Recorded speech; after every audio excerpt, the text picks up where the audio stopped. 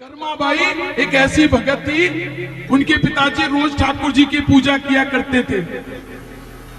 एक दिन गांव से बाहर जा रहे थे, अपनी बेटी को बोला, बेटी खाना बनते ही पहले ठाकुर जी को भोग लगाना, फिर खुद खाना। कर्मा बाई छोटी थी, उन्होंने सोचा सच में ही भगवान खाते हैं, सीधे सीधे सरल स्वभाव की। तो उन्होंने खींचड़ा बनाया। अब उन्होंने खींचड़ा बनाया और ठाकुर जी के आगे रख दिया। उसने सोचा भगवान आएंगे और खाएंगे, और जब ये खा लेंगे उसके बाद हम भी खा लेंगे। तो कर्मा बाई ने खींचड़े की थाली रख दी और कहा, ठाकुर जी खाओ, क्योंकि आप खाओगे उसके बाद ही मैं खाऊंगी। लेकिन भगवान कहां से आते? अब कर्मा बाई परेशान हो गई, सोचने लगी कि ये तो आए नहीं, सुबह से शाम हो गई, अब वो भूखी बैठी थी। उन्होंने सोचा पिताजी कह के गए पहले भगवान को खिलाना फिर खुद खाना। तो कई दिन बीत गए। अब कर्मा बाई ने जिद कर ली कि बोले नहीं, पहले ठाकुर जी आप खाओ फिर मैं खाऊंगी। और जब तक ठाकुर जी ने आके खाया नहीं, तब तक एक निवाला अपनी जबान पे नहीं रखा। और कर्मा बाई के वो भाव थे, वो भजन थे, वो भक्ति थी कि भगवान को धरती पे आना पड़ा और कर्मा का खींचड़ा खाना पड़ा। यहाँ पर पता है कितने ऐसे बैठे होंगे जो पता नहीं क्या लेकर आस लेके आए होंगे कि भगवान आज मेरी भी पूरी कर दे मुराद, तो मैं भी खाटू आऊं तेरे दर्शन कर ना। तो आए, हमने बाबा से कहा कि बाबा मेरी झोपड़ी में आ जाओ। अब भगवान के लिए ये कहना कितनी बड़ी बात है कि भगवान मेरी झोपड़ी में आ जाए। मेरे कर्म ऐसे नहीं, मैं भगत नहीं। मैं हमेशा भगवान से, मैं बाबा से कहती हूँ, बाबा तुम पहले उनके घर में जाना जो तुम्हें कर्मा जैसा दिखे, मीरा जैसा दिखे, नरसिंह जैसा दिखे, पहले उनके घर में जाना। लेकिन जब वहां से लौटो तो हम गरीबों की झोपड़ी में भी आना, हम गरीबों की झोपड़ी में भी आना। अब जो जो ठाकुर जी को अपनी झोपड़ी में बुलाएगा वो मेरे साथ गाएगा। प्रेम निभाया मीरा से और विष का प्याला पी डाला, लाज रखी थी नरसिंह की, नानी का भात था भर डाला। खेती उपजाई धन्ना की, कर्मा का खींचड़ खाए थे है। और मुझ में ऐसे भाव नहीं जिस वशीभूत तुम आए थे, है ना।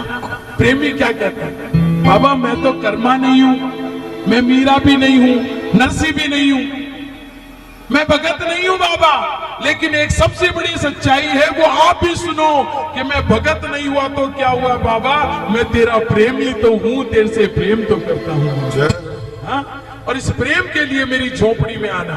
तो जो ठाकुर जी को बुलाएं वो कहेंगे, अपने भक्तों के घर तुम गए थे गिरधर, अपने भक्तों के घर तुम गए थे गिरधर। ये पता है जमाने को,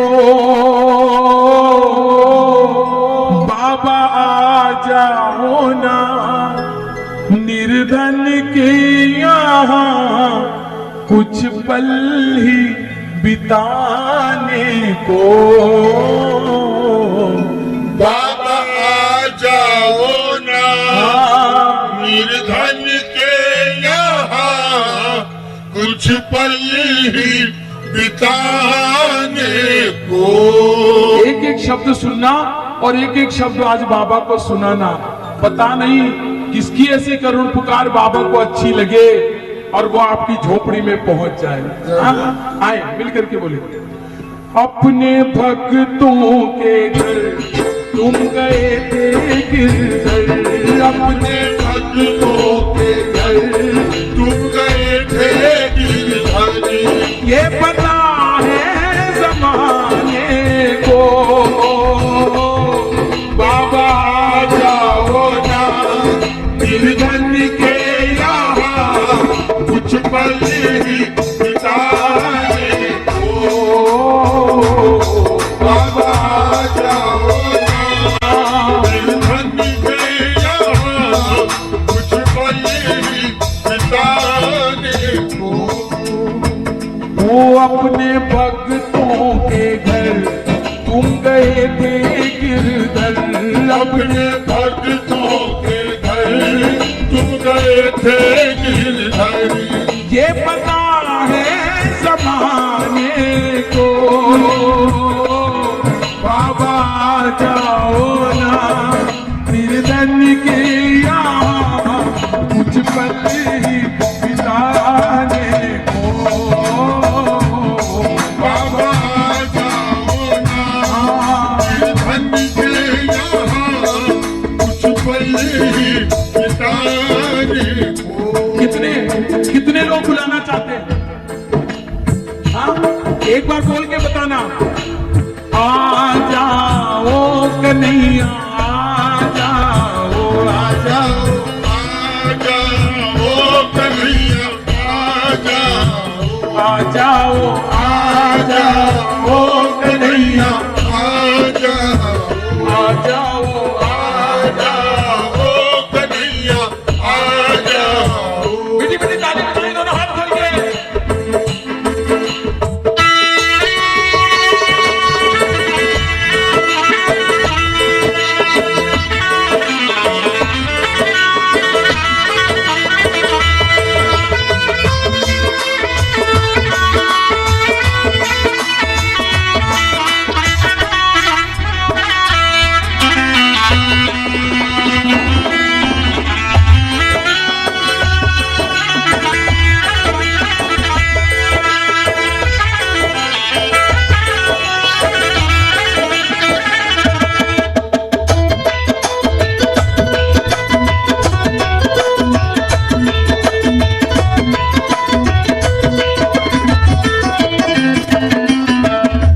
अब सुनना, भाव क्या होता है वो बता रही हूं।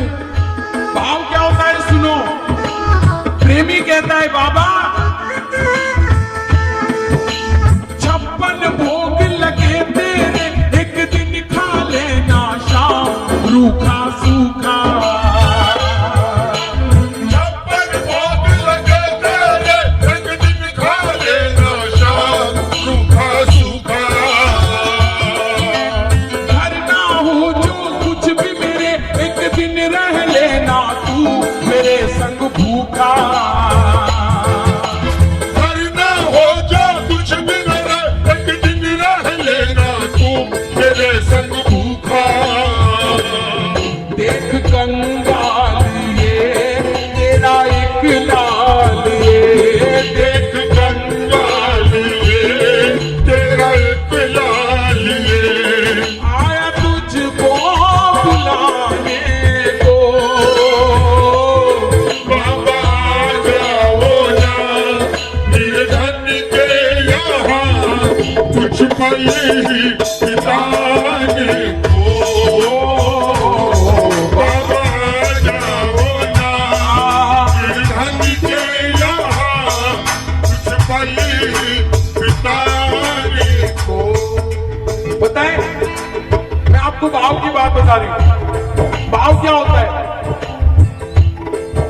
जब महाभारत का युद्ध चल रहा था, किस किसने देखी है महाभारत? टीवी पे आती थी, देखी? जिस समय महाभारत का युद्ध चल रहा था, उस समय एक समय ऐसा आ गया कि पांडव जीतने लगे, कौरव हारने लगे।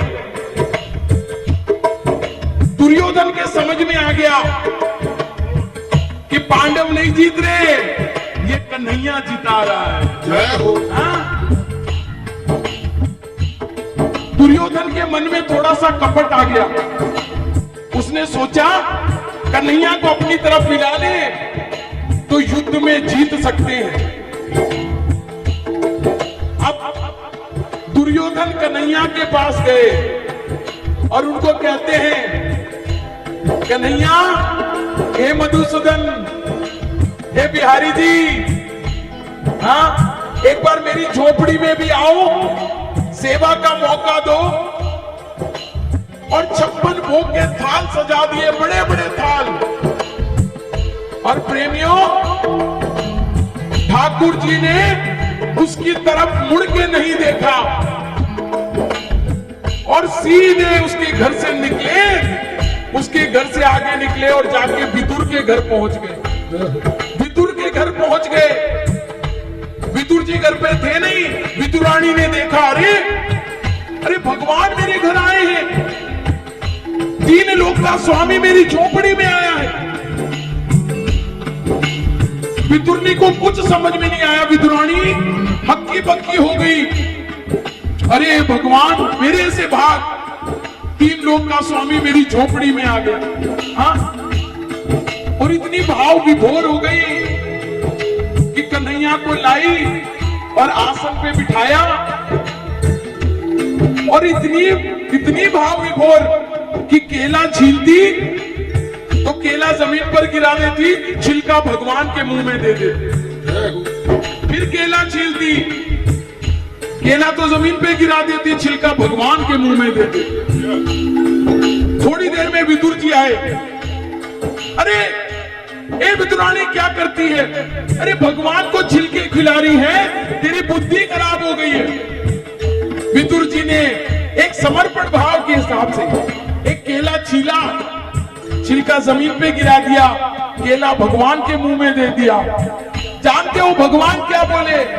भगवान बोले, विदुर जी अरे जो स्वाद छिलके में आ रहा था केले में नहीं आ रहा है। ऐसा भाव का भूखा है। आज भी ऐसे कीर्तन होते हैं ना, जहां भजन होते हैं, इंतजार करता है कोई मेरे को दो मीठे मीठे भजन सुनाए।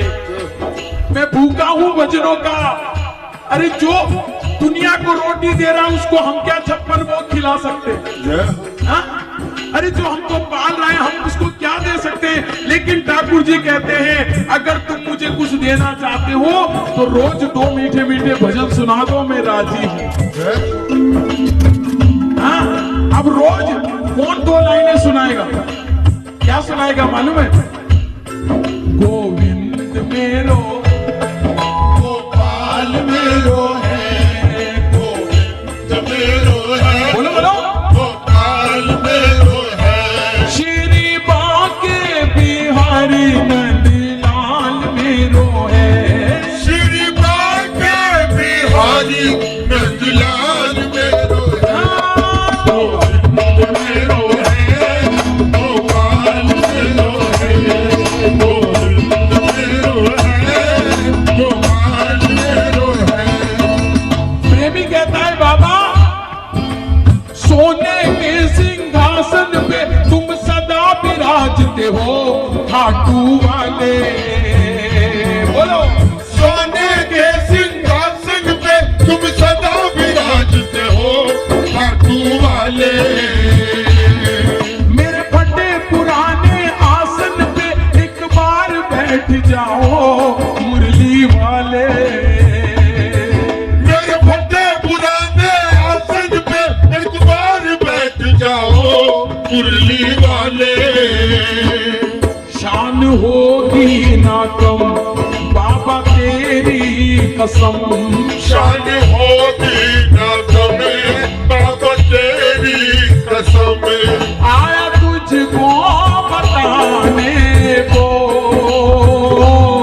बाबा, आ जाओ ना निर्धन से यहाँ कुछ पल ही बिताने को।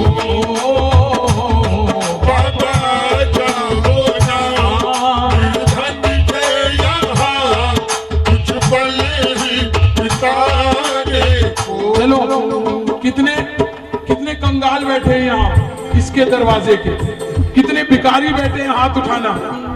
जो सेठ लोग हैं वो हाथ मत उठाना, जो भिखारी हो ना इसके दरवाजे का वो हाथ उठाना और मिलकर कहना, बाबा आ जाओ कन्हैया, आ जाओ, आ जाओ, आ जाओ कन्हैया, आ जाओ, आ जाओ, आ जाओ कन्हैया, आ जाओ, आ जाओ, आ जाओ।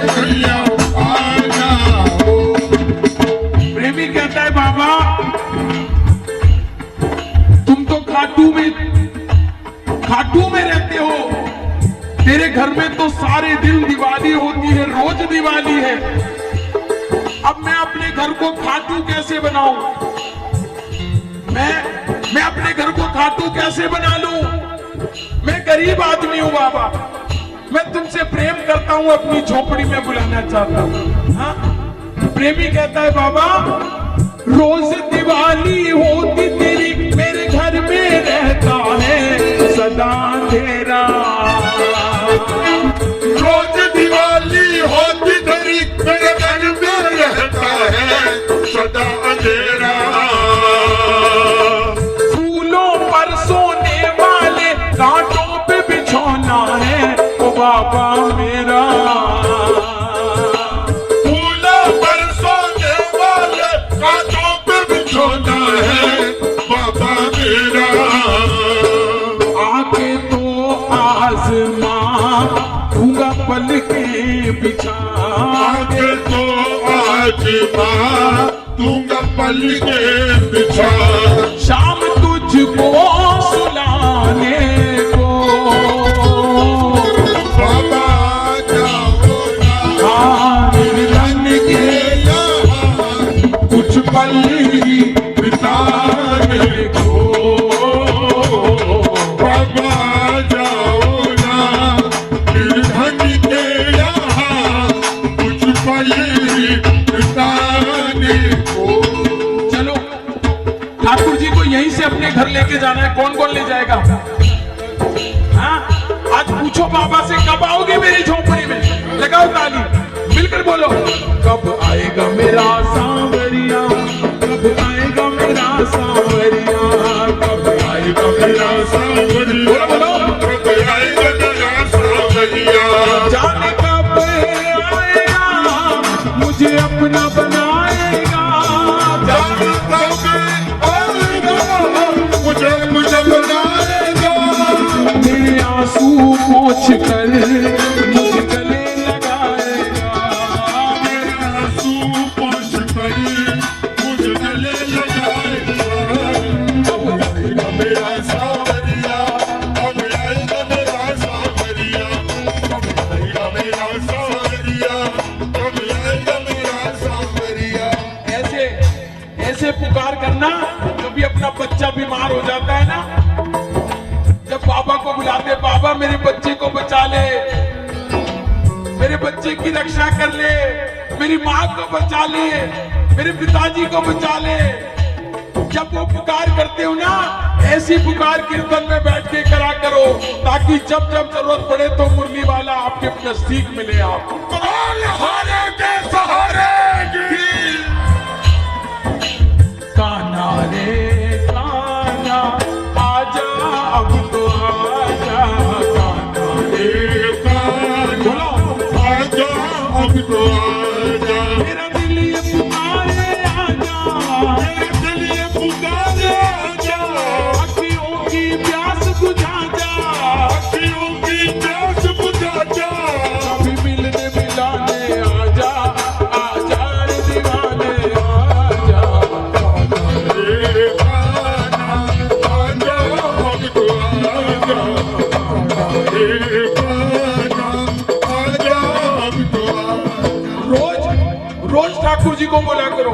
हमारे बुजुर्ग लोग कहते हैं शाम शाम रखते रहो जब तक घट में प्राण, और कभी तो दीन दयाल की भनक पड़ेगी कान। जय हो।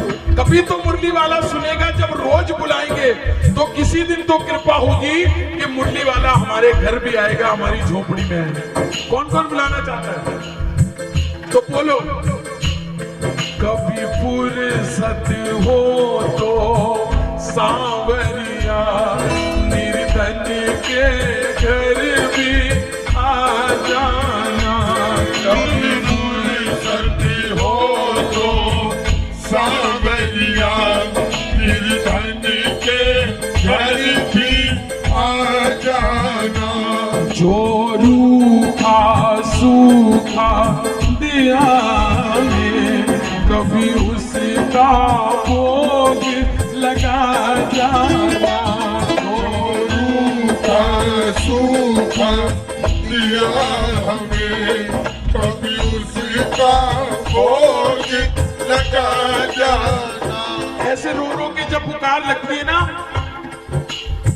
तब मुरली वाले को आना पड़ता है, क्योंकि अपने बच्चे को रोता हुआ नहीं देख सकता मेरा बाबा। हाँ? सब कुछ बर्दाश्त कर लेगा, अपने बच्चे को हारता हुआ नहीं देखने देगा मेरा बाबा। और ये दुनिया की सबसे बड़ी सच्चाई है कि बाबा रोने का अधिकार भी किसी किसी को देता है, और जो रो देता है बाबा के दरबार में, उसको बाबा कहता है आज रो ले जितना रोना है, क्योंकि इसके बाद में तुझे रोने का मौका नहीं दूंगा। हारे के सहारे की। अब मैं आपसे पूछना चाहती हूँ गुरसाहिबगंज के प्रेमियों से, कितने प्रेमी ये मानते हैं कि मैं रो रो के बुलाऊंगा मेरा बाबा आएगा, क्योंकि इसके अलावा मेरा दुनिया में कोई नहीं। वो हाथ उठाना और बोलना, एक आस तुम्हारी है, विश्वास तुम्हारा है, एक आस तुम्हारी है, विश्वास तुम्हारा है, तेरा ही भरोसा मुझे तेरा सहारा है, तेरा ही भरोसा मुझे तेरा सहारा है। प्रभु प्रेम बनाए रखना, चरणों से लगाए रखना, प्रभु प्रेम बनाए रखना, चरणों से लगाए रखना। अब एक सच्ची गूंज होनी चाहिए, एक सच्ची पुकार होनी चाहिए। ऐसी पुकार, आप घर बाद में पहुंचो, मुरली वाला पहले दरवाजे पर खड़ा मिले, प्यारे की। हाँ?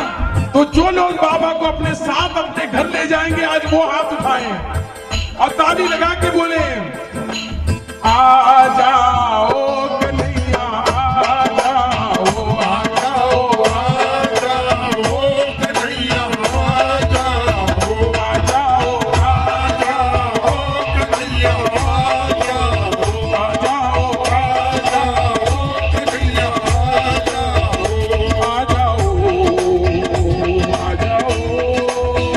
आ जाओ, आ जाओ मेरे नाम। आ जाओ, आ जाओ मेरे साथ, आ जाओ मेरे साथ, आ जाओ मेरे साथ। आ जाओ मेरे